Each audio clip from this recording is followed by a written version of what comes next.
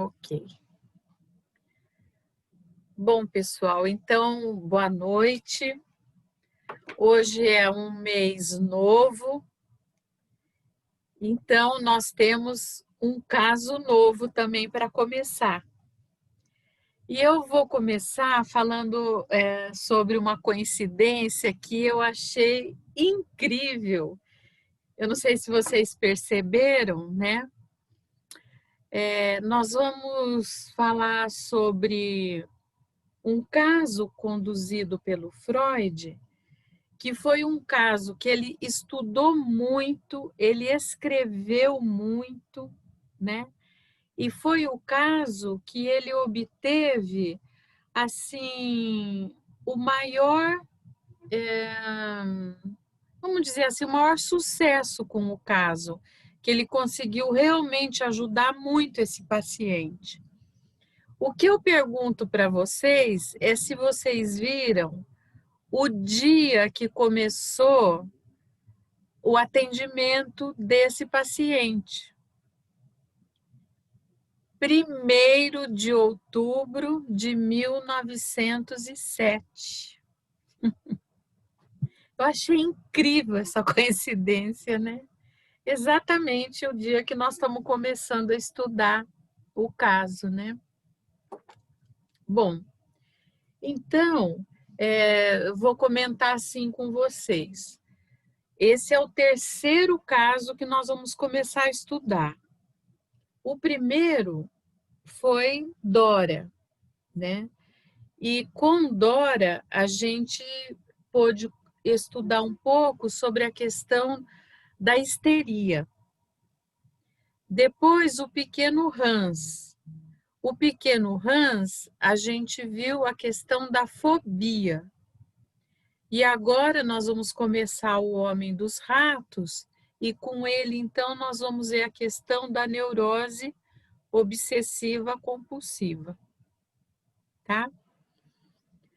O que eles têm, assim, em comum, para nós observarmos com muita atenção, é como é interessante, importante e presente a relação com o casal parental, tá bem?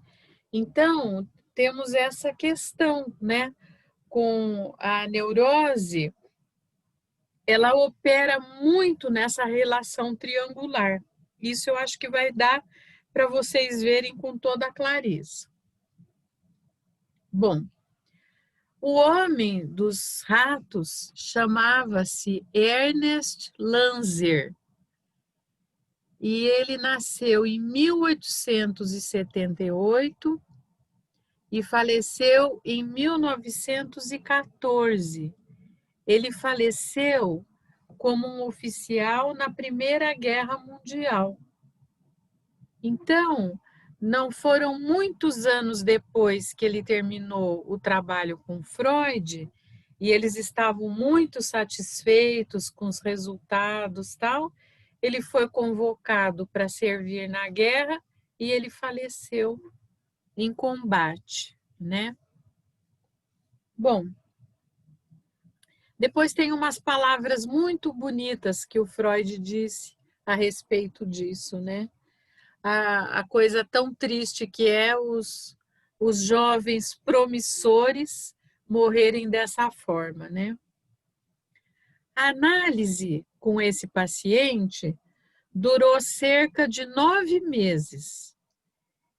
De 1º de outubro de 1907 até julho de 1908. Foi exatamente no mesma época, no mesmo tempo, que ele estava cuidando do caso do pequeno Hans. Então, os dois são contemporâneos, a condução dos dois casos. É um caso de neurose obsessiva. Em ambos os casos, o Freud lidou com aquilo que o apaixonava, que o Freud tinha uma atenção toda especial, que é a relação entre um filho e o pai. Essa coisa tão intensa do mundo masculino. Depois da morte de seu pai, Lanzer, tal como o pai, ele abraçou a carreira militar e entrou para o exército imperial. Ele tinha se formado como advogado, mas depois, por volta dos 29 anos, ele se alistou no exército do imperador. Em 1901, ele começou a ser dominado por estranhas obsessões, obsessões sexuais e mórbidas.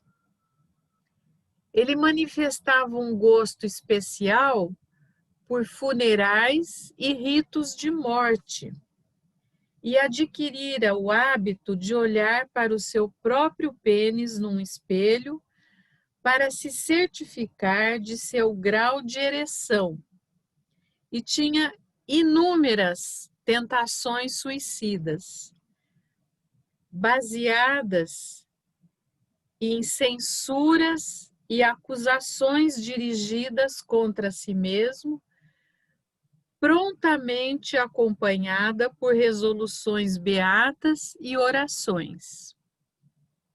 Então, veja bem, ele tinha as tentações, ele começava a se culpar, ele ficava angustiado, e aí ele começava a ter ritos religiosos, né, de oração, de promessas de beatitude, para tentar, então, ver se ele conseguia voltar a uma situação de normalidade.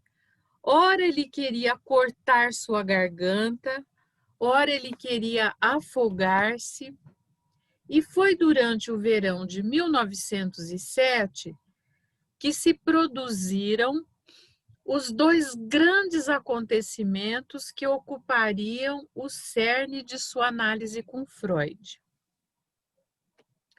Em julho, durante um exercício militar, ele ouviu o cruel capitão N, adepto dos castigos corporais, contar a história.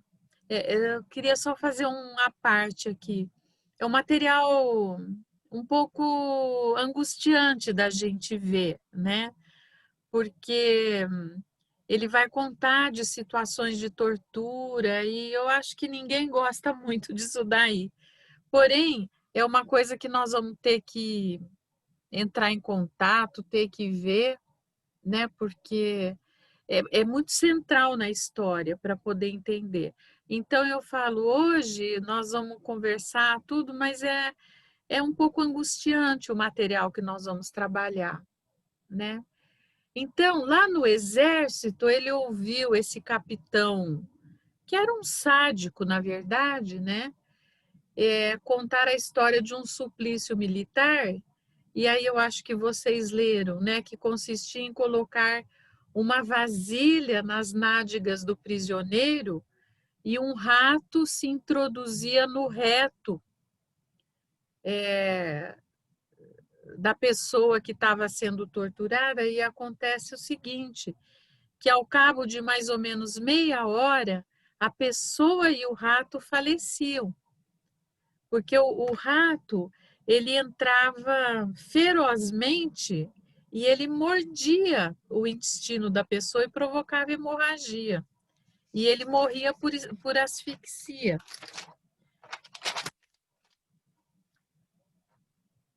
Então, o Lanzer escutou isso daí.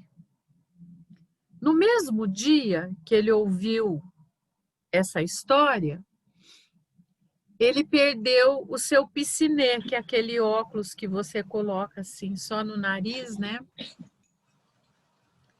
E ele telegrafou a seu oculista em Viena para lhe encomendar outro óculos, que devia ser enviado de volta pelo correio. Obrigado a fazer o reembolso, porque quando ele recebeu esse piscinê, a pessoa que entregou falou: agora você tem que ressarcir a pessoa que pagou as despesas do correio. Então, isso para uma pessoa que tem uma questão obsessiva é uma ordem, é muito sério. Aí a pessoa começa a fazer de tudo para pagar, porque tem que acertar, mesmo que seja uma quantia irrisória, né? Então, ele estava obrigado a fazer o reembolso. Ele teve um comportamento delirante em torno do tema do pagamento da dívida. Agora, vocês prestem atenção no seguinte: ele tinha ouvido essa história muito angustiante que eu contei para vocês, ele possivelmente ficou muito angustiado e aí começou a ter um pensamento delirante na questão de ser obrigado a ressarcir a despesa do correio. Então, aqui a gente já começa a falar o seguinte: às vezes o comportamento obsessivo, ele não tem assim uma ligação com a realidade, com a lógica. Às vezes a pessoa fica pensando naquilo, por exemplo, uma pessoa entra num ônibus e ela fala: eu não posso sentar nessa poltrona porque ela é de tal número, e nesse número, vamos supor, é número 13, a pessoa não senta, né? E aquilo fica voltando e é uma angústia muito grande. A história do suplício misturou-se com a da dívida e fez surgir em sua memória um outro episódio envolvendo dinheiro. Um dia, o seu pai contraíra uma dívida de jogo e fora salvo da desonra por um amigo que emprestou a soma necessária para o pagamento da dívida do jogo. O pai havia tentado, quando terminou o seu serviço militar, reencontrar esse homem que havia emprestado dinheiro, mas ele não conseguiu reencontrar. Por isso, com certeza, a dívida nunca foi paga. Ele queria, mas ele não conseguiu achar a pessoa. Foi esse homem, obcecado por ratos e por uma dívida, que entrou um dia no consultório do Dr. Freud, no 1º de outubro de 1907. Ele entrou e, de imediato, no jogo da associação livre, ele começou espontaneamente a evocar lembranças sexuais que se remontavam aos seus 6 anos de idade. Espontaneamente ele começou a falar. Todas as noites, Freud redigia o diário dessa análise para reproduzir seus diálogos com exatidão, para não esquecer. Em muito pouco tempo, Lanzer entrou na história dos ratos. Entretanto, o dia que ele foi, aqui tem uma coisa importantíssima, vocês prestem atenção. Quando ele foi contar para o Freud o que era que eles faziam com o prisioneiro, ele não suportou descrever os detalhes do suplício e ele levantou do divã de repente e pediu, por favor, para o Freud que o poupasse dessa tarefa, porque o Freud ele falava muito intensamente sobre a questão da associação livre, de falar tudo que viesse à mente, tal. E aí ele pediu para o Freud dispensá-lo disso daí, que ele não queria mais falar. E com firmeza, o Freud o obrigou a prosseguir em seu relato, ao mesmo tempo que lhe expunha a sua concepção sobre a resistência, porque aqui teve uma coisa, né? O Freud falou: olha, eu não posso te dispensar, você tem que continuar me contando. Apesar de eu ser uma pessoa que eu não gosto nem um pouco disso daí, né? Mas o Freud falou para ele, seria melhor você me pedir a lua. Eu faria uma tentativa de te dar, porque isso eu não posso. Ele era muito fiel a essa técnica, né? O paciente manifestou uma incapacidade de pronunciar certas palavras. E a cada momento do relato, aí que está a coisa importante, o Freud, ele começou a observar, conforme ele relatava, no seu rosto, uma expressão complexa e bizarra. Era uma expressão que ele não saberia traduzir de outra maneira, senão como o horror a um prazer que ele mesmo ignorava. Então, veja o seguinte, a hora que ele levantou do divã e olhou para o Freud começou a ver que ao mesmo tempo que ele estava desesperado, que ele não conseguia contar, que aquilo causava muita angústia, o Freud conseguia ver também uma expressão de prazer, que o paciente não tinha consciência. Ao contrário de outros casos, Freud, ele não via uma origem na cena sexual original. Assim, por exemplo, como nós vamos ver o mês que vem sobre o Homem dos Lobos, né? Que é totalmente voltado para a cena sexual entre os pais. Mas nesse, ele agiu como um terapeuta desejoso de fazer seu paciente confessar os seus tormentos, ainda que tivesse que tranquilizá-lo, afirmando-lhe que não tinha nenhum pendor para a crueldade. E foi através dessa técnica da confissão, na qual ocupou para Lanzer o lugar de um pai, que Freud conseguiu relacionar o complexo paterno com a obsessão pelos ratos. E aqui eu vou contar mais algumas coisas para você. Ele enunciou a hipótese de que, por volta dos 6 anos de idade, o pequeno Lanzer teria praticado uma má ação de ordem sexual relacionada com a masturbação e teria sido castigado pelo pai.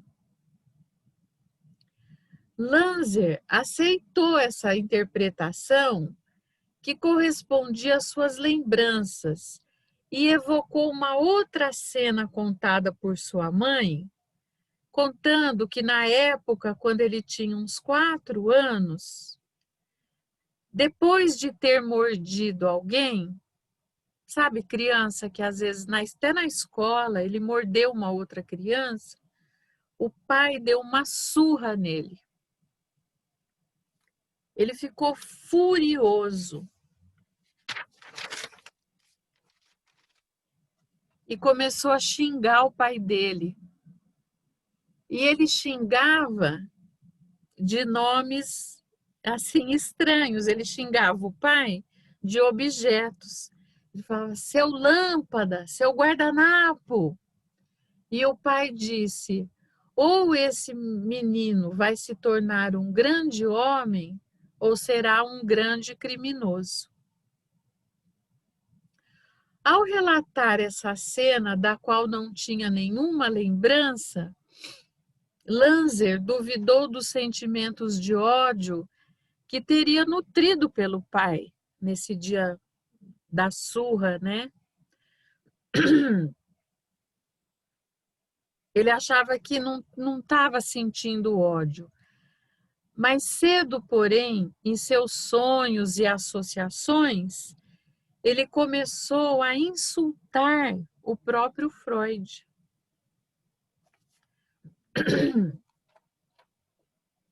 E de quem, ao mesmo tempo, ele reivindicava um castigo. Então, vocês pensam o que começou a acontecer ali na sala de análise? né? Ele começou a insultar o Freud, ao mesmo tempo ele achava que ele tinha que receber um castigo, e ele foi se lembrando dessas coisas todas, foi contando para o Freud. Esse episódio permitiu rapidamente a Freud mostrar a seu paciente como é a dolorosa via da transferência, que levava de fato a uma confissão de ódio pelo pai. Porque vocês entenderam? Ele falava, não, eu não fiquei com ódio do meu pai, tal, tal. E seguido ele começou a brigar com o Freud. E o Freud entendeu que era uma confirmação. Ele falava que com o pai ele não estava com ódio, mas do Freud sim. Então, aqui o Freud já trabalhava com o conceito de transferência, né? Que o Freud, possivelmente naquele momento, ele estava no lugar do pai. Tanto do pai bom, que cuidava do paciente, tentava acalmá-lo, como com o pai severo, que fazia ele falar as coisas que ele não queria mais falar. E aí Freud tratou de resolver o enigma. Fora o castigo pelos ratos que havia despertado o erotismo anal de Lanzer. E lhe recordava a antiga cena da mordida narrada por sua mãe.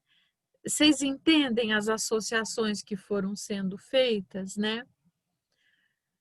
Fazendo-se defensor de uma punição corporal através dos ratos, o capitão assumira para Lanzer o lugar do pai e atrairia para si uma animosidade comparável a que outrora tinha reagido à crueldade de seu pai. O rato revestiu-se ali da significação do dinheiro e, portanto, da dívida que se manifestou na análise por uma associação verbal. Esse paciente, ele falava tanto florim, que era o nome da moeda deles, como rato, ou cota e rato. O paciente havia adquirido o hábito de contar os honorários que ele pagava para o Freud, dizendo tantos florins, tantos ratos, né? Então, as associações todas que se colocaram. Bom, o que nós vamos procurar? Aqui eu contei a história para a gente ficar com uma sequência assim comum. Mas durante esse mês, nós vamos ter muita oportunidade de ir lendo e conversando, né? Mas, assim, o que nós podemos destacar disso tudo? Primeiro, essa questão que a gente falou de um estreito relacionamento entre pai e filho. A severidade do pai, o ódio que ficou reprimido, né? Tanto quando teve essa questão de um erotismo dele, ligado possivelmente à masturbação, como nessa questão dele ter mordido alguém e o pai ter castigado, e o ódio que ele sentiu muito grande. Essa raiva ficou sempre muito reprimida e muito associado à questão de uma erotização, que às vezes a criança não sabe o que fazer com aquilo, fica uma coisa enorme. Na vida adulta, esse moço entra para o exército. No exército, ele tomou consciência dessa situação toda. Ele entendeu que ele precisava procurar uma análise, ele estava com muita angústia. ao começar a análise, ele começa a contar toda essa situação para o Freud e ele pôde expressar que aquilo que ele abominava também o excitava, entendeu? Eu não sei se vocês se lembram no primeiro semestre, quando a gente estudou a questão da neurose obsessiva, já tínhamos essa ideia que possivelmente o que desencadeia é uma sensação de prazer, possivelmente relacionada a um prazer anal. A culpa que dá a busca pelo castigo, né? Bom, então tem isso, tem vocês poderem observar o Freud trabalhando já plenamente com o conceito de transferência. Ele sabia que muito da maneira que o paciente estava se relacionando com ele, ele estava no lugar do pai, né? Vocês se lembram que com a Dora não deu tempo dele observar isso. Ele também estava no lugar do pai dela, né? Então aqui ele podia interpretar com mais propriedade, né? E foi muito importante ele poder reafirmar essa questão que a técnica tinha que ser mantida, entende? Essa situação que ele fez, que não podia sair do divã, né? Que mesmo na angústia, daí que ele pudesse colocar tudo o que ele estava sentindo, né? Então eu acho que basicamente hoje eu tinha pensado em conversar sobre essas coisas com vocês, né?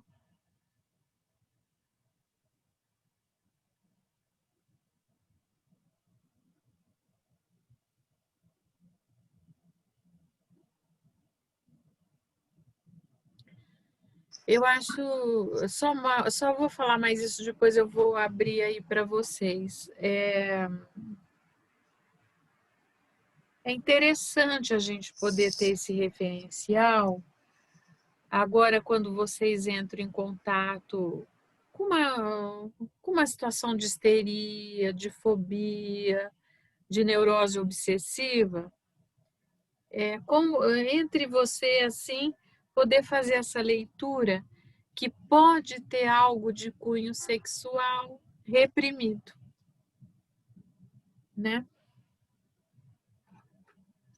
E aí, o que vocês querem comentar? Ellie, eu queria, na verdade, tirar uma dúvida. É a Fernanda. Vocês estão me ouvindo? Ouvindo. Quando você fala que a culpa, que dá culpa essa busca pelo castigo, a gente poderia chamar isso de ambivalência também? Com certeza, Fernanda. Ah, tá. Era isso que eu fiquei aqui pensando. Falei, gente, mas isso é ambivalência. Deixa eu perguntar, né? Certeza. E explica para nós, Fernanda, por que é ambivalência. Porque, ao mesmo tempo, eu fiquei pensando muito ao mesmo tempo, nesse ódio muito grande e nesse amor pelo pai muito grande. Eu fiquei pensando nisso para poder construir essa questão, assim, eu fico buscando um castigo, algo que me dá prazer, mas ao mesmo tempo me gera muita culpa a busca por esse castigo. Exatamente. Eu acrescentaria o seguinte: no próprio castigo corporal, tem isso aí que você está falando, tem uma busca de um castigo, ele acha que ele tem que ser castigado, então ele merece sofrer. Mas a genialidade do que o Freud pôde perceber é que mesmo nesse castigo, que é você imprimir uma dor para a pessoa, essa dor ela contém um elemento erótico. Uhum. Sim. Entende? Vocês podem acrescentar muito essa compreensão Se lerem o artigo, que daí é mais para frente, eu não vou saber falar a data agora, mas é uma criança é espancada. É esse assunto, entende? Obrigada, Sibeli. Obrigada a você, Fernanda, por participar. Ouvindo você falar, Sibeli, eu fiquei pensando assim, a dificuldade talvez que eu tenho de, né, o Freud sem comentários, né? Mas como que essa transferência é muito difícil para a gente entender ela um pouco mais numa relação, né? Assim, o que você está falando, você quer dar um exemplo? Eu fiquei pensando num paciente meu. Pode falar, a gente tem tempo, pode falar. Tá. É um rapaz que ele deu todo o dinheiro para o pai quando ele era jovem. O pai estava falido na empresa e ele deu todo esse dinheiro para o pai. Num acerto que foi feito, o pai prometeu que o dinheiro que era depositado no fundo de garantia, essas coisas era tudo que as empresas recolhem, ele ficaria sócio da empresa com ele. E o que o pai fez? O pai fez o seguinte, pegou esse dinheiro, injetou na empresa e desprezou esse filho. Não deixou esse filho como sócio. E fazem 3 anos que esse pai faleceu. Esse rapaz, na época, ele tinha 16 anos. Hoje ele é uma pessoa que está com 38 anos. 4 anos que esse pai faleceu. E eu fiquei pensando uma coisa assim, o tanto que eu sonho e vibro com a inteligência desse rapaz. E esses dias vindo embora de Marília, eu fiquei pensando assim, nossa, como esse rapaz ele é inteligente, como esse rapaz ele poderia ser um sócio promissor para qualquer pessoa. E eu comecei a sonhar numa sociedade com esse rapaz no caminho. Aí eu fiquei pensando assim, nossa, eu acho que eu estou sonhando numa relação, né, com esse rapaz. Eu estou sonhando algo, né, que talvez ele gostaria que o pai dele tivesse sonhado com ele. Né? Aí eu fiquei pensando nessa transferência que eu estava tendo nessa viagem de volta para Tupã. Eu achei muito importante isso, mas só que na hora eu passei desapercebido disso, Sibeli. Ainda bem que deu tempo, né, de você ir pensando, porque eu acho que tem uma questão que ela é muito séria, sabe? Quando você pensa numa possível sociedade com ele,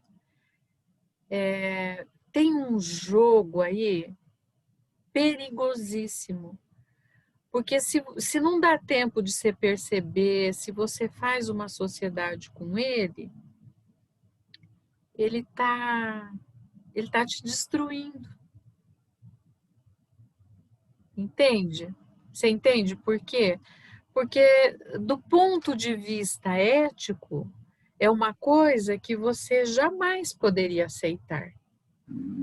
Entende? Nós temos um código que tem determinadas coisas que nós não podemos ter.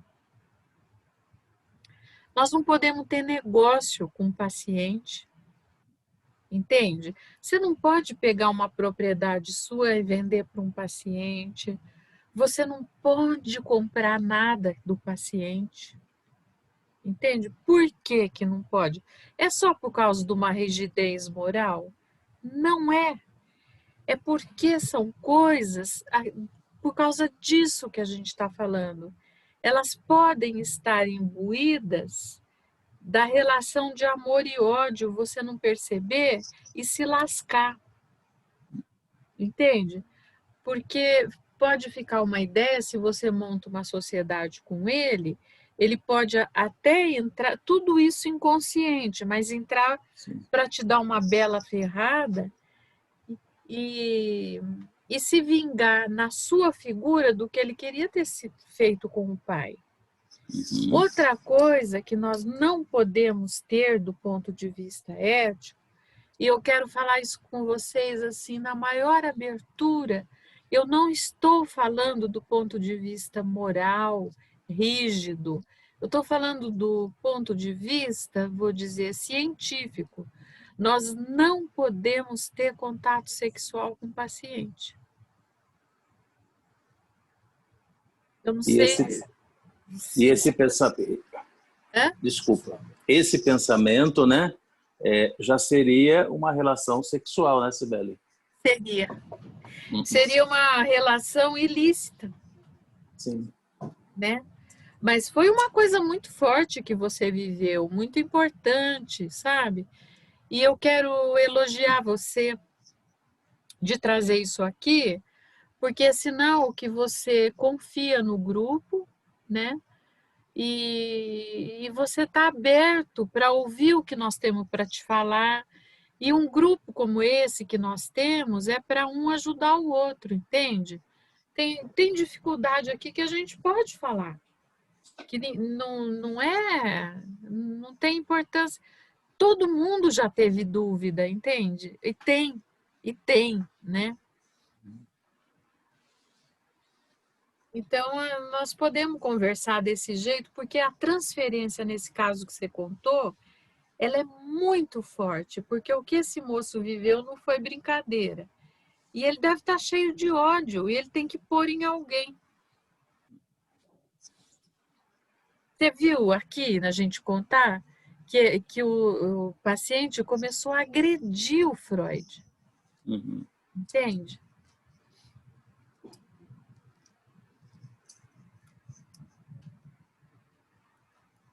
Então, você conservando o setting como tem que ser, as coisas todas vão aparecendo e vão sendo lidadas.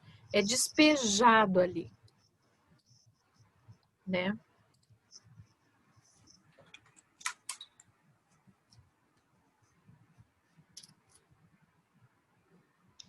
Cibele, eu achei interessante quando você falou sobre... A gente lendo é diferente de ouvir você falar, né? Quando você falou sobre o pagamento, que ele pagava, né? E falava, E falava tantos florins, e tantos tantos ratos. ratos. Porque aqui tem uma coisa também, né? Assim, é uma língua que eu desconheço, mas é bem possível que tenha os sons parecidos, entende?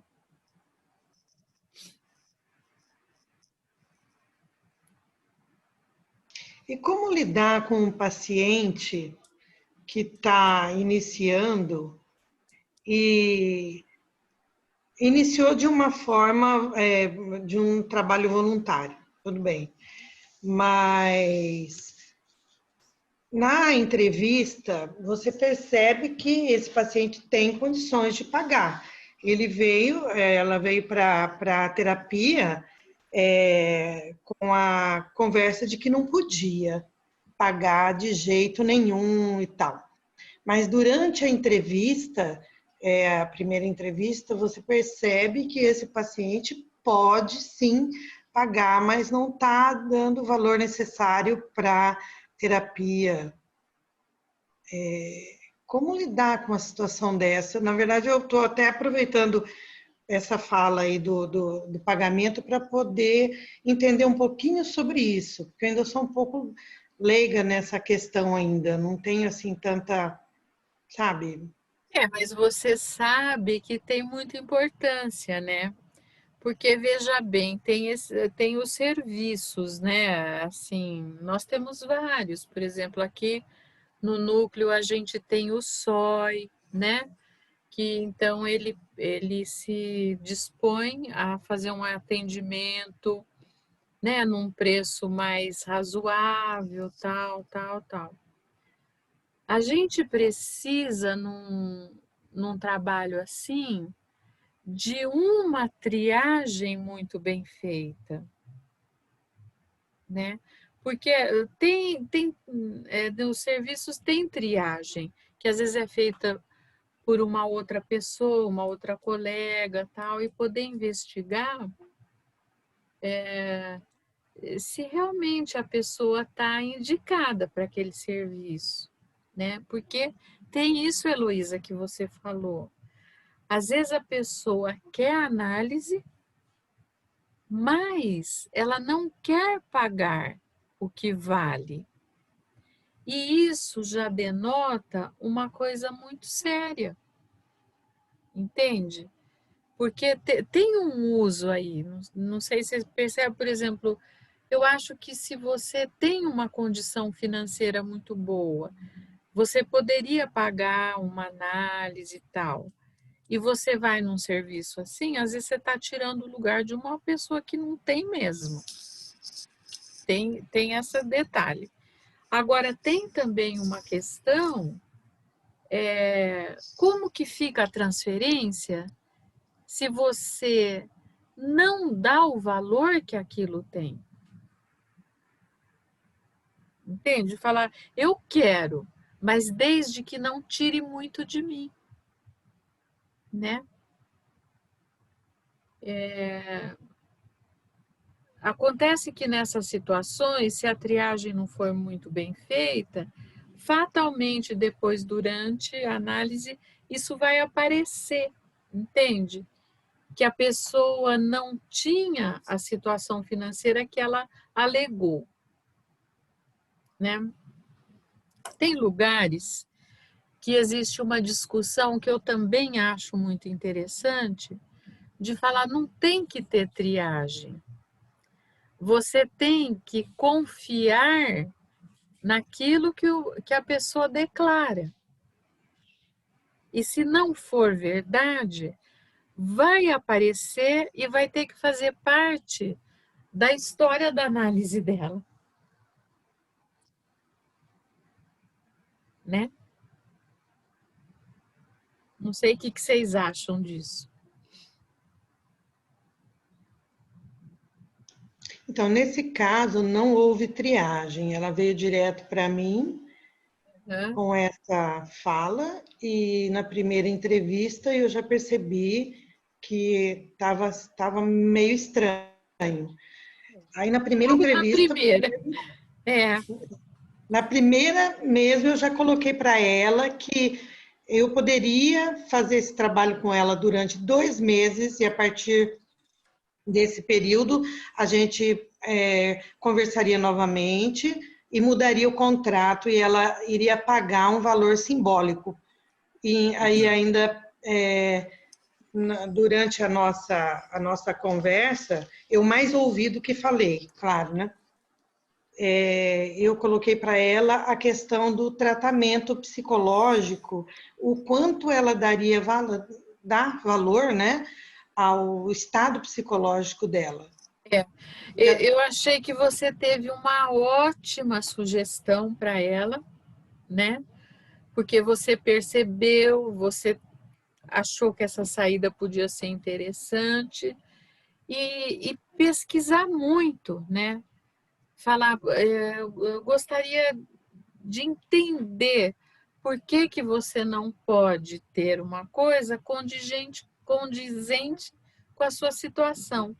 Às vezes até acontece dela procurar um lugar assim, não estou dizendo que seja o caso, porque a família não disponibilizaria esse dinheiro para ela. Entende? Às vezes é a saída que a pessoa vê. Mas tudo isso é objeto de conversa dentro da análise, né? Por que a pessoa não pode ter o que ela precisa? Ou por que ela tem que conseguir de um jeito barato? Às vezes a pessoa tem uma vida muito, como se diz assim, com gastos altos, tal, só não pode gastar na análise,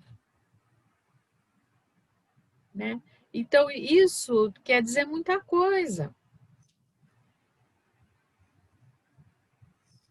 E você aludiu É esse o valor que você dá para o seu estado psíquico, né?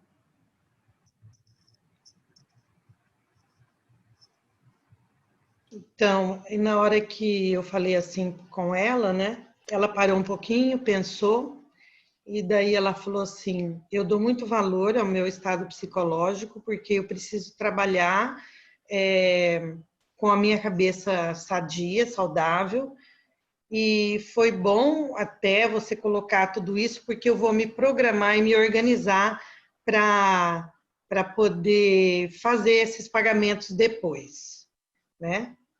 E eu poderia parar a análise com 2 meses? Ela perguntou. Falei, bom, eu não posso dizer para você que você poderia parar com a análise, porque é uma coisa que você mesma tem que decidir. Nós estamos iniciando hoje e daqui 2 meses não sabemos como que vai estar a sua análise. Se vai ter transcorrido da forma que você gostaria, com algum tipo com um processo adiantado, esse processo de cura que você está buscando, que não é assim, uma análise não é feita dessa forma assim, tipo um passe de mágica pronto e você está curada, não é assim. Eu falei, a análise pode demorar 6 meses, 1 ano, 2 anos, 4 anos, ou a vida inteira. Vai depender de você, né? Do quanto você trouxer para análise e do quanto você aproveitar desse espaço que é seu aqui, né? E aí a gente deixou para conversar na próxima sessão, para continuar. Porque eu achei importante assim que você não se furtou de lidar com o assunto, porque o que você falou para ela? Daqui 2 meses nós vamos ter que atualizar essa combinação, porque ela está inadequada, né? Eu acho que não tem como uma análise evoluir muito bem se a pessoa sabe que ela está ali enganando e tirando vantagem, né? Porque se você entende que é uma relação, que os dois estão ali procurando a verdade e a base é uma mentira, como que vai para frente? Não é? Verdade. E daí, na história do Homem dos Ratos, me pareceu que está se encaixando muito bem, sabe, essa paciente. Mesmo assim, na primeira entrevista, eu já começo a perceber que está se encaixando muito bem todas as circunstâncias aí voltada à, à relação sexual e tudo mais que você mesmo colocou, né? Essa parte obsessiva aí dela e muitas outras coisas que ela trouxe, logo assim, de primeira vez, assim, foi bem impactante mesmo.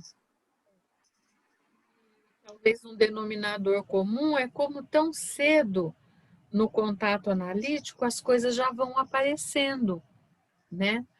Porque às vezes está aqui, ó, pronto para falar, né? Mas a questão que a gente levantou logo inicialmente, que a Fernanda também perguntou, a questão da ambivalência está muito presente, né? Entre o amor e o ódio, entre o suplício e o prazer, né? E está tudo relacionado tá tudo relacionado com um namorado que namorou durante 14 anos e o namorado depois houve uma separação. E esse namorado faleceu faz 4 meses e antes dele falecer, 10 meses antes, eles haviam terminado esse relacionamento. E aí, depois que começou a aparecer tudo, aí virou essa bola de neve na cabeça dela. Difícil, né? Muito triste a história. É muito triste. Né? Sim. Quem que ia falar? Eu queria fazer uma pergunta. fica martelando muito para mim as questões sádico-masoquistas, assim. Tá me ouvindo? O som está reverberando, ele não está nítido, pelo menos para mim. E para vocês? Vamos tentar. Tá meio esquisitinho. Vou tentar falar de novo. Eu fiquei pensando um pouco, não sei, acho que a questão do Homem dos Ratos, a questão lá do exército, pareceu uma coisa muito sádica, né? Uma coisa assim que ficou nesse contexto assim do sádico, masoquismo. Fiquei pensando um pouco nisso, assim, de que forma que vai entrando isso nessa questão obsessiva. Então, na questão obsessiva, a questão do ódio é muito presente. Né? Então, os mecanismos que a pessoa vai usando da dúvida, né? Ela não consegue ter uma coisa firme. Tanto pode ser uma coisa como pode ser a outra. Tem muito ódio e tem amor. Vamos pensar na relação dele com o próprio pai. Um pai tão amado, ele foi fazer até a mesma profissão que o pai, né? Foi seguir a carreira militar numa identificação profunda, mas ao mesmo tempo lá dentro dele tinha guardado desde a infância um ódio terrível por esse pai ter castigado, né? Então, a questão da relação muito ambivalente, ela não deixa trazer o crescimento, né? Porque ela fica muito misturada de amor e ódio o tempo todo. Agora, ele pôde viver isso na transferência com o Freud. E conforme ele vai recebendo a interpretação de poder associar a raiva com a punição que ele sentiu, o quanto ele queria ter sido visto diferente por esse pai. Então, nesse momento das interpretações, a emoção elabora muita coisa, né?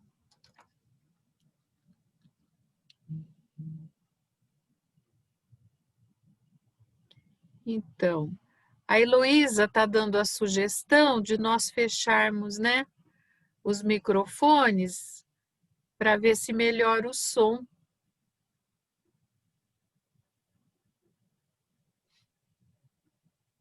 O da Roberta que está aberto.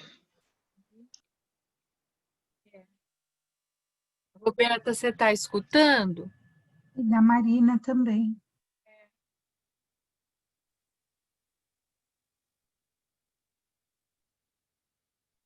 Para ver como que fica, né?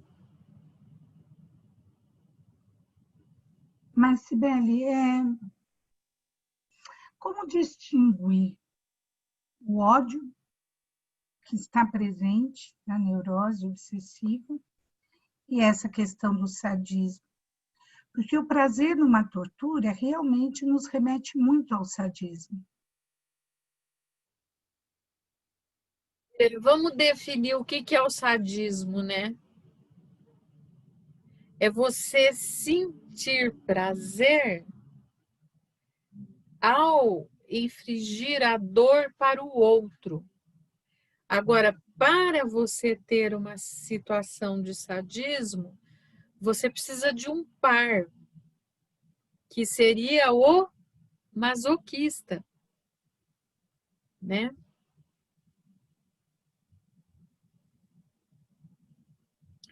Então, a sua pergunta, Estela, é como discriminar? Discriminar. A minha pergunta é mais ou menos assim, olha. Eu sinto prazer ao infligir a dor no outro. E nesse caso, um par, né, um parceiro presente, pelo menos eu entendi isso, masoquista. Mas quando eu tenho prazer em infligir a dor no outro, não é uma relação de ódio? Acho que é essa a minha pergunta. Assim, claro que é. Assim, o impulso que vai basear é o ódio, com certeza, né? Porque ele é o oposto do outro impulso que seria o amoroso, o construtivo, que pode levar a alguma coisa. Então, por exemplo, se a gente pegar a ligação sexual, ela existiria para poder ter a construtividade, para você viver coisas boas com aquela pessoa. Se você, através da ligação sexual, você vai viver uma coisa de dor, de machucar, está deturpando o objetivo, tá certo? Porque numa relação de uma saúde mental, você quer aquilo que é construtivo, não o que destrói. Então, eu como a Cláudia vejo muito isso, que ele sente, né, quando o Freud relata essa expressão facial dele, que é de horror, aquele tipo de castigo, e ao mesmo tempo é de prazer. E aí você traz para nós que a neurose obsessiva, ela é baseada no ódio. Então, eu me pergunto se tudo bem, que ele tem esse desejo, né, de prazer, mas ao mesmo tempo ele se culpa e espera uma punição, né? Mas quanto a gente não poder, ele acaba não realizando, aquilo fica no nível da fantasia, né? Mas quanto isso teria de sadismo? Tem uma coisa que fala assim da neurose obsessiva que fala é a certeza do ódio e a dúvida do amor.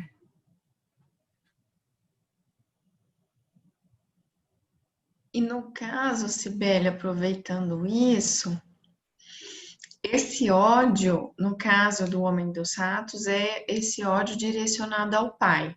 É. E normalmente, em casos de neurose obsessiva, a gente estava falando, né, da questão do conflito edípico e tudo, é essa questão que sempre vai estar acontecendo?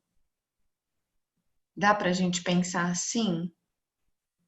Eu acho que dá, Mariana, na ideia assim de que é provável que tenha algo disso, entende? A pessoa que seria encarregada de dar proteção, amor, que você tem isso na figura de um pai, justamente a pessoa que castiga, que pune, que faz mal, entende? Eu não sei quem daqui estava domingo lá na palestra da Ana Vanucci, e a Heloísa, ela abordou essa questão do castigo, entende? Ela falou, o castigo nunca faz bem. Ele não é educativo, entende? Ele é complicado, sabe? Ele deixa marcas, né? Quer dizer, é muito importante se você que está encarregada da educação de alguém, se você estiver sempre disponível para conversar. Você dá uma surra numa criança, isso não ensina nada. Isso não ensina, é uma coisa burra, né? Pelo contrário, ela pode trazer problemas, né?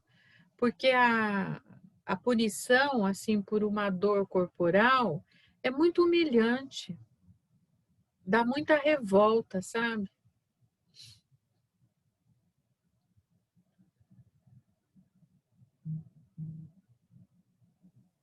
Sibeli, eu queria assim entender um pouco melhor o caminho que o Freud fez, se você puder falar um pouco resumidamente, que o Freud fez assim a partir do que o paciente traz a essa relação do pai, assim, essa ambivalência, que você fala da questão do prazer anal, mas ao mesmo tempo ele se culpa e tudo está relacionado com o pai. Para mim ainda não ficou um pouco assim confuso, ainda queria entender melhor, se você puder explicar um pouco mais. Então, porque aí, né, Paula, a gente pode pensar assim, o que eu fui falando, que eu fiz hoje aqui, né?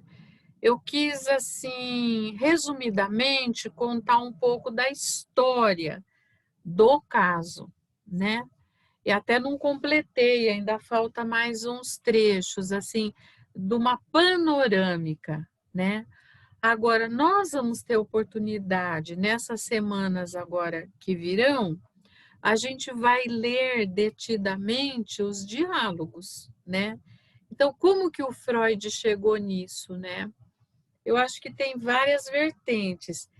Tem todo o relato do paciente. Você vê que ele contou, ele se lembrou de coisas dos 4 anos, dos 6 anos, né?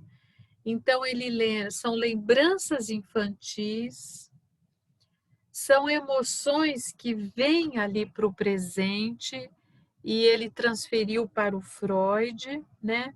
Então, o Freud ele estava de posse dos relatos que o paciente fez e dessa questão da transferência contra transferência.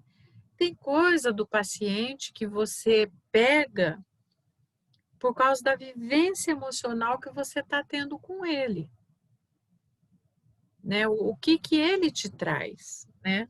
Então, como que o Freud chegou nisso? Ele chegou por observação, né? Pela escuta, pela história e principalmente pela ligação entre os dois. O paciente, ele sempre faz você sentir muita coisa, né? E que aí você vai confirmando essas coisas, né, no que você pergunta para o paciente, qual é a resposta que ele te dá, né? Então, é pela investigação clínica, né?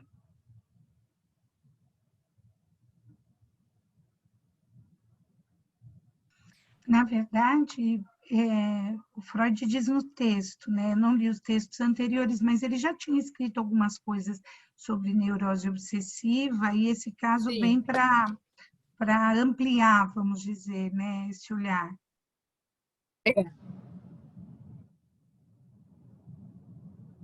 E a neurose obsessiva, ela é tida como a mais, assim, séria, né? Porque ela tem um componente delirante que aproxima de uma situação psicótica, né?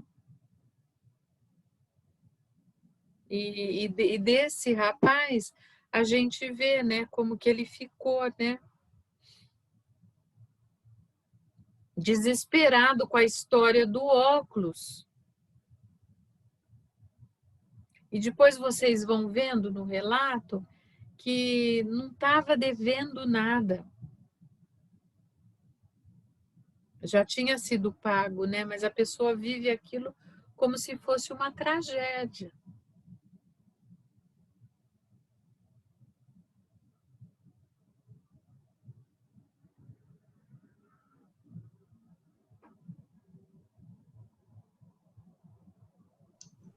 É muito sério mesmo, né? Porque é um trabalho assim intenso, né? Com pacientes que têm esse tipo, porque você ir conversando sobre esses, esses pensamentos, né? Assim, é algo que para ele é muito real, né? E você sabe, Mariana, tem um agravante nisso, Porque um dos principais mecanismos de defesa que a pessoa usa na neurose obsessiva é o isolamento. O que é o mecanismo do isolamento? A pessoa dissocia a ideia do afeto, tá certo? Ele isola a parte afetiva da parte ideativa. Então, é aquela pessoa que senta na sua frente e às vezes conta as coisas mais difíceis na maior frieza. Mas não é que porque ela não sente, ela está se defendendo, né, do medo de enlouquecer.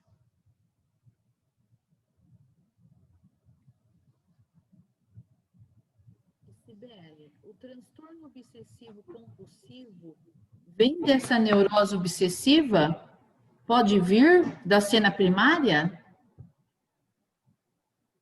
Então, aqui no caso, o Freud está colocando, ele está tirando da cena primária e ele está colocando na relação com um dos genitores, porque tem algo muito forte na questão da autoridade, da hierarquia, da submissão à autoridade, né?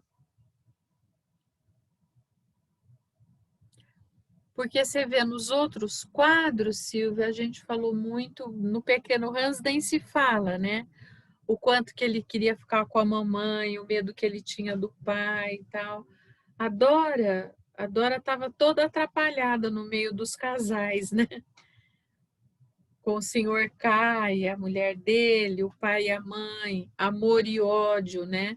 Aqui tem uma espécie de cisão, né? Ele tinha relação muito conturbada com o pai e muito boa com a mãe.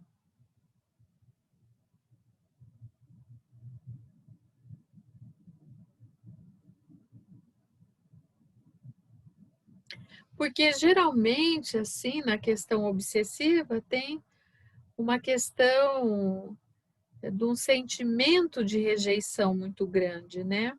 A pessoa não se sentir plenamente aceita, né? Eu falei de um caso na supervisão, né? E a minha paciente, ela via a cena primária dos pais, né? E ela tinha... Ela dormia no quarto deles? Dormia. E eles achavam que ela estava dormindo e o pai procurava essa mãe e ela via toda a relação, toda. E ela começou a lembrar dessas coisas desde os 4 anos, ela percebeu. E ela tem um transtorno obsessivo compulsivo. E agora ela deu que ela quer se matar, né? Ela está numa situação de sofrimento tão grande que partiu para transtorno alimentar, só que ela pensa em suicídio ao tempo todo, porque ela acusou os pais de terem relações na frente dela. Então ela está totalmente perturbada. E eu vendo lendo, eu comecei a devorar o capítulo do Homem dos Ratos, porque me lembrava muitas coisas que ela me falava, sabe? Aí eu pensei nesse prazer, né, suicidas, que ele tinha grandemente. Eu li isso, eu marquei no livro, sabe? E ela tem esses pensamentos como ele, suicidas. Ela se sente totalmente não vista pela mãe de forma alguma. Ela já desejou a morte do pai, né? Então, assim, é tão igual. Eu falei, meu Deus, parece que eu estou lendo o caso dela, né? E essa paciente está comigo há 5 anos. É sob a égide do ódio. É isso que você lê, que você vê que é igual, né? O ódio é incrível. E ela fala do ódio. Ela fala que tem um ódio imenso pela mãe, mas um amor pelo pai. Apesar dela já ter desejado. E ela sente a culpa, porque ela desejou a morte desse pai. Então, assim, na hora que você começa a ler, você fala, gente, eu estou atendendo um caso muito parecido, né? É interessante. Nossa, é muito interessante. E, geralmente, a relação ambivalente é com o genitor do mesmo sexo. é uma rivalidade extrema, né?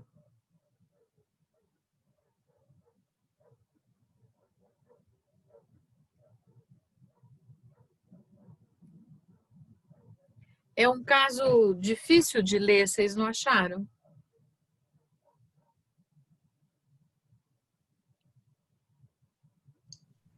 Eu achei Ele ele é pesado. difícil, Desculpa, complexo, né? falei junto Triste. com você, Mariana. Opa!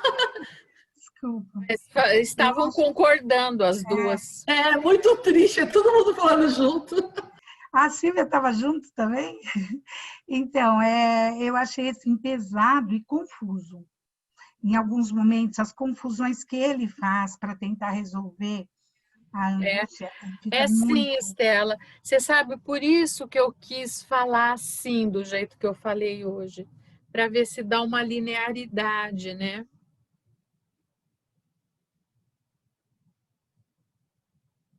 Para ficar assim uma história, né? E depois a gente voltar para o relato, né? Porque aí eu acho que a gente vai poder falar mais sobre essas coisas, por exemplo, que o Paulo levantou, né?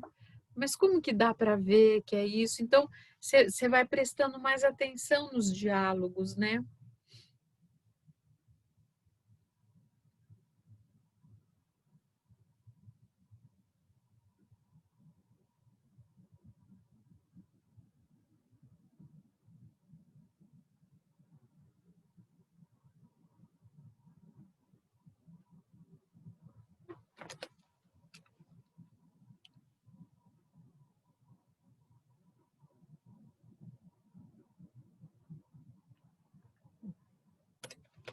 Eu fiquei pensando, a maneira que você conduziu hoje, Cibele, eu acho que essa forma que você conduziu hoje, ela ficou um pouco mais caracterizada clínica. Não sei por que eu tive essa percepção. Assim, mais do que nos outros, é isso? Na minha opinião, tá? Não sei qual que é a opinião de cada um, né? Mas eu achei que isso, para a clínica, ficou bem mais recheado da maneira que você colocou hoje tudo para gente. Na minha opinião, tá, Cibele? Não, mas é a sua opinião que interessa, né? E assim, será, isso que você está colocando, que não tem a ver exatamente com a própria angústia do quadro? Assim, como o Freud falou logo no começo, ele já começou a despejar tudo aquilo, sabe? É muito angustiante, né? Aí você falou também da ambivalência, a Fernanda trouxe a questão da ambivalência também, e o fato dele despejar tudo, né?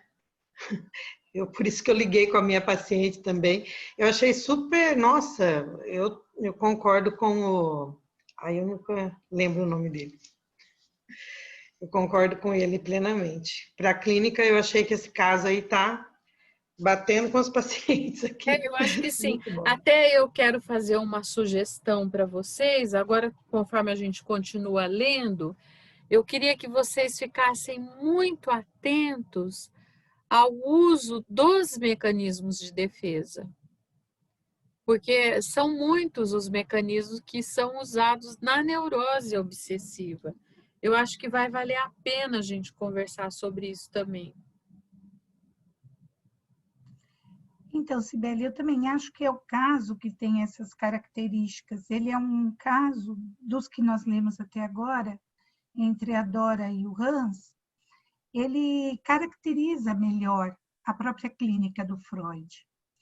No Hans, o pai é que leva, né? Fica aquela coisa um pouco mais devagada. E na Dora também, porque ela fica pouco tempo, ele também divaga mais. Enquanto que nesse caso ele é bem consultório ali, clínico, dia a dia. Esse Né? ele despeja, né? E o Freud, eu falei para vocês, ele teve uma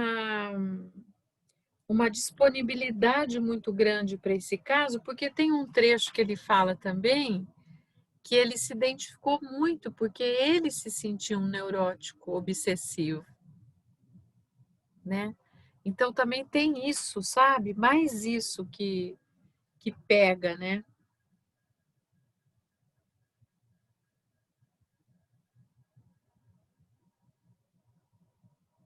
O Freud era muito metódico, né? Então, lembrando essa dinâmica, né? Ele trabalhava o dia todo e toda noite ele escrevia, aquela coisa assim, rígido, né? Quando eu li, eu achei que eu era uma neurose obsessiva. Eu também tinha esse problema de neurose, viu?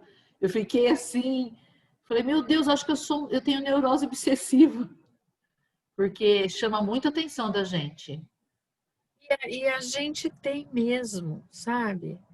Porque de tudo a gente tem um pouco. Então, na hora que você está lendo, você se liga na sua parte que se identifica, né? É claro que a gente tem um pouco de neurose obsessiva, senão a gente não aguentava ter a vida que tem.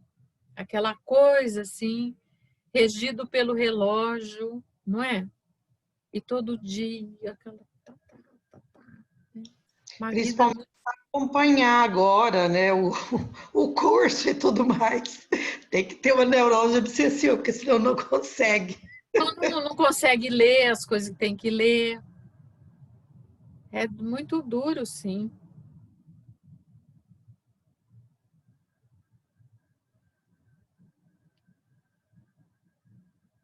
Mas é um caso que nós ainda temos muita coisa para falar.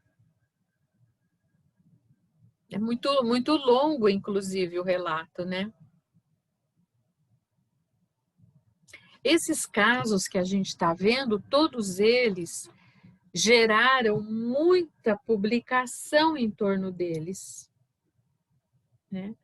Tem um livro do Donald Meltzer, não sei se vocês conhecem, que se chama Os Seminários Clínicos, tem os freudianos, kleinianos e bionianos. Então, o volume são os seminários clínicos freudianos, eu sempre falo para o pessoal assim que é ligado a mim, meus alunos, se uma hora se for comprar um livro, se achar isso aí, pode comprar, porque você vai usar e vai ser útil, né? Ele faz uma análise de todos os casos, muitos outros, além desses 4, e ele faz uma associação do caso com a bibliografia que o Freud escreveu depois e que o caso dá sustentação para tudo isso. Por exemplo, na Dora, né? A Dora, ela dá sustentação para a interpretação dos sonhos. O Hans dá sustentação para os 3 ensaios, né?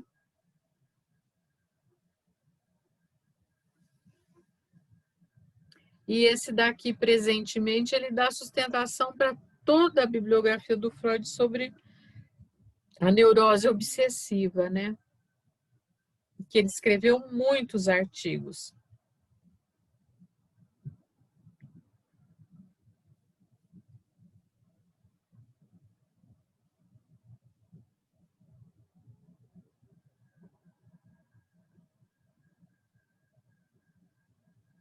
Nós estamos chegando ao fim do nosso horário, mas ainda dá tempo de mais uma pergunta.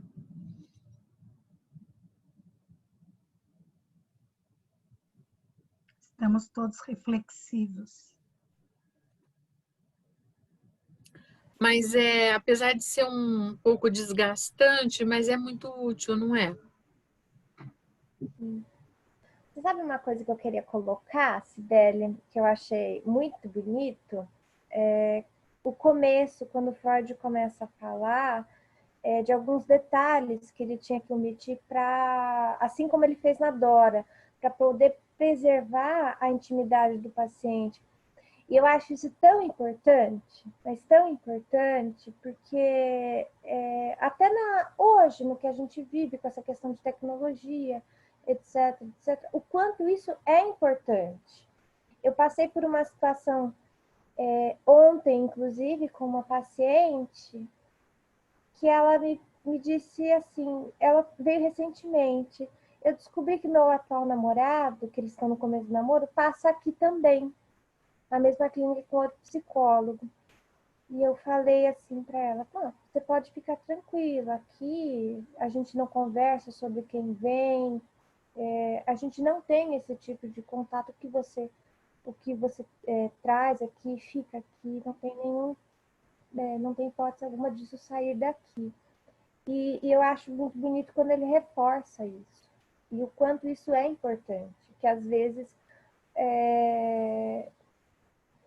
a gente sente que algumas pessoas não levam isso tanto a sério. Olha, com certeza, sabe? Assim, como é importante a questão da postura ética, né? Vocês podem ver que todo o início dos casos, o Freud faz um comentário. Por exemplo, na Dora, ele esperou 4 anos para publicar, né, para ir tendo uma distância necessária, todas essas coisas.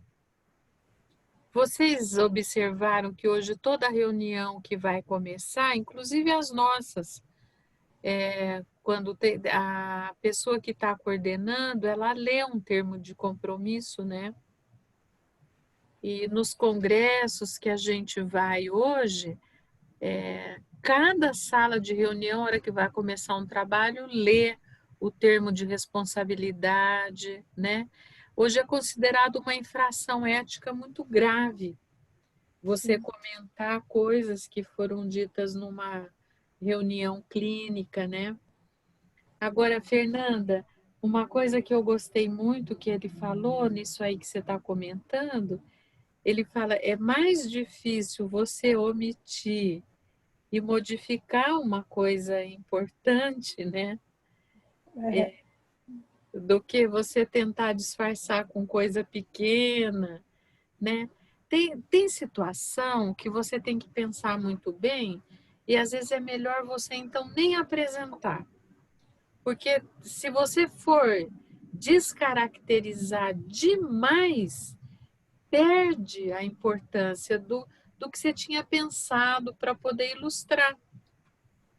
Descaracteriza tanto que você nem pega mais o que você queria falar, né? Mas, de qualquer forma, o cuidado tem que ser enorme, com certeza, né? Porque imagine a experiência de um paciente que se vê retratado.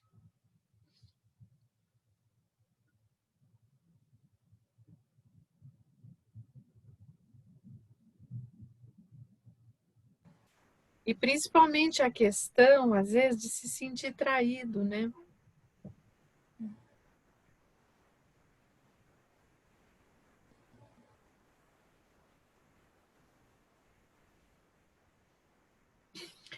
Bom, pessoal, hoje nós vamos parar aqui e nós vamos combinar, né, de continuar. Agora acho que vem o item D. Vocês estão com o programa aí na mão?